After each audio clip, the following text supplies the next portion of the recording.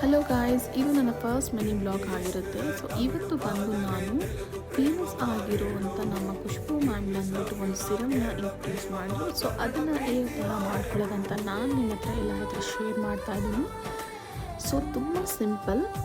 So ಏನಂದರೆ first carrot, beetroot ಮತ್ತು orange ಪೀಲ್ನೆಲ್ಲ ಚೆನ್ನಾಗಿ ತುರಿಬೇಕಾಗುತ್ತೆ. ತುರಿಬಿಟ್ಟು ಆದಮೇಲೆ ಒಂದು ಪಾತ್ರೆಯಲ್ಲಿ ಆಲ್ಮಂಡ್ ಆಯಿಲ್ ಹಾಕಿಬಿಟ್ಟು, ಸೊ ಬೇರೆಯವ್ರ ಜನ ಎಲ್ಲ ಕೊಬ್ಬರಿ ಎಣ್ಣೆ ಹಾಕ್ತಾರೆ. ಸೊ ಅದು ನಾನು ಹಾಕಿಲ್ಲ, ನಾನು ಜಸ್ಟ್ ಆಲ್ಮಂಡ್ ಆಯಿಲೇ ಹಾಕ್ಕೊಂಡಿದ್ದೀನಿ. ಹಾಕ್ಕೊಂಡು ಆದಮೇಲೆ ಸೊ ನಾನು ಏನೇನು ತುರಿರ್ತೀನೋ ಅದನ್ನೆಲ್ಲ ಹಾಕಿ ಚೆನ್ನಾಗಿ ಮಿಕ್ಸ್ ಮಾಡಿ ಒಂದು 20 to 30 ಮಿನಿಟ್ಸ್ನ ಇದನ್ನು ಚೆನ್ನಾಗಿ ಕುದಿಸೋಕ್ಕೆ ಬಿಡ್ತೀನಿ. ಆಮೇಲೆ ಇದಕ್ಕೆ ಬಂದ್ಬಿಟ್ಟು ನಾನು ವಿಟಮಿನ್ ಇ ಕ್ಯಾಪ್ಸೂಲನ್ನು ಹಾಕ್ತಾಯಿದ್ದೀನಿ. ಸೊ ಇದರಲ್ಲಿ ನಾನು 4 ಕ್ಯಾಪ್ಸೂಲನ್ನ ಸೇರಿಸಿದ್ದೀನಿ. ಸೊ ನಿಮಗೆ ಒಂದೇ ಒಂದು ತೋರಿಸ್ತಿದ್ದೀನಿ. ಸೊ ಇದೆಲ್ಲ ಆದಮೇಲೆ ಆಯಿಲ್ ರೆಡಿ ಆಗುತ್ತೆ. Thank you.